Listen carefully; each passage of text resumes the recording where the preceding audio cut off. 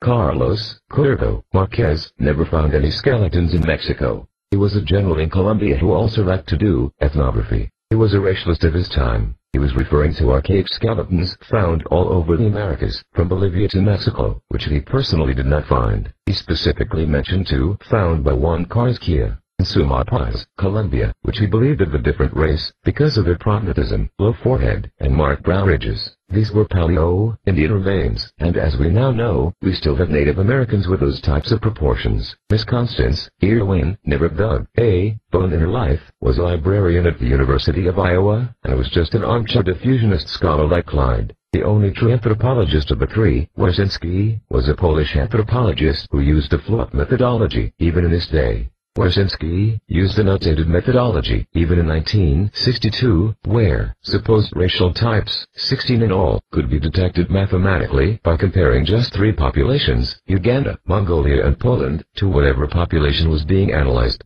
I kid you not. Platilco was never Olmec. It showed some Olmec influence, much like one sees American influence in many cultures today. The core of the culture was its own. It is located in central Mexico, nowhere near the Olmec territory. Cerro de las Mesas is at the Olmec, the civilization that arose next to the Olmec region after the Olmec it declines as a civilization. Wiercinski claims that he finds African hybrids as well as pure Asians and Europeans, and their hybrids. Remember that Wiercinski had a methodology that claimed 16 racial types, 4 of them specifically European, which he labeled as Nordic, A, Mediterranean, E, Armenoid, as in Armenia, X, and Lapponoid, as in Laplanders of Finland, L. Of course, his methodology had 3 non-European categories that were seen as European-like: barbaric, as in Berbers of North Africa, B, Inuit, as in the Ainu of Japan, P, and Oriental, as in the people of India, K. Mind you, I don't buy into any of his hogwash, but it's bad enough on its own, without Clyde making even more preposterous claims. Oh yeah,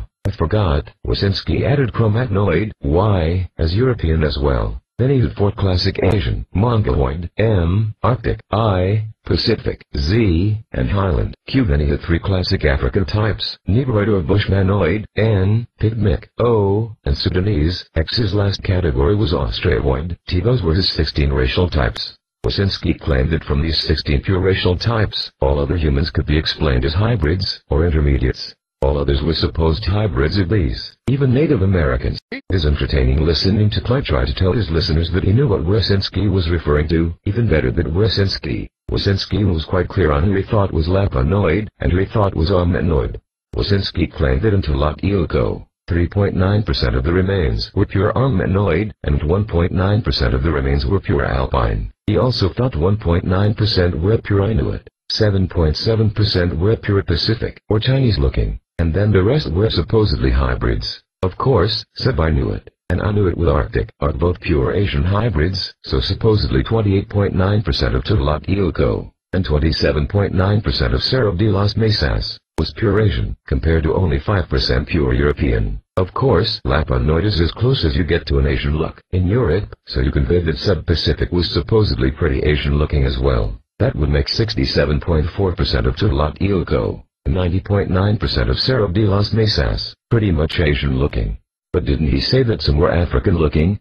Wiercinski claimed that some were hybrids, like the Dongolan, which is H, and X that would mean Armenoid and Sudanese. Well, here is a supposed Dongolan skull. Except for the artificial flattening of the head, the face is very similar to Pelican Rapids woman, a skull that was studied recently. Supposedly the closest population was Moriori. Well, here in Moriori, that facial structure could easily be Native American, and that is the problem. Wiercinski makes all these hybrid claims because he fails to recognize Native American variety. He has to fit everything into his preconceived racial types. Of course, I have addressed these old craniometric studies of Native Americans that claimed them as European or African before, regurgitating. As modern studies have shown, craniofacial measurements are not as reliable as once thought to predict ancestral relations between populations because craniofacial plasticity is subject to change by the forces of the environment. Frank Boas, one of the pioneers of anthropology, as we know it today, stated as early as 1916, that craniofacial measurements could vary from one generation to the next in studies of immigrants and their children. Racialists of course scoffed at this idea. But modern studies like that of Dr. Gravely, in 2003, have vindicated his claims. This has been shown even further by studies such as that of Dr. Cauchy that showed that even in the last 100 years, Europeans have been becoming more dolichocephalic while some Asian populations like the Japanese have been becoming more brachycephalic. That means that in ancient times Asians were more dolichocephalic and Europeans were more brachycephalic than they are today.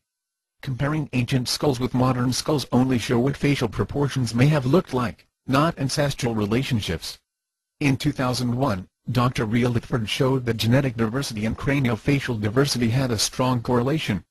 In 2007, Dr. Manica showed that Africa had the largest intrapopulational genetic diversity, and intrapopulational craniofacial diversity in the world.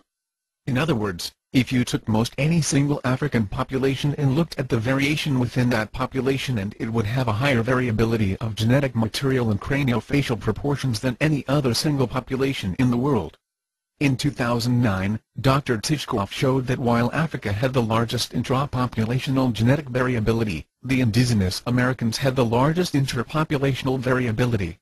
In other words, Native Americans had more genetic diversity between the various populations of the Americas than anywhere else in the world, contrasted to Africa's within population variability.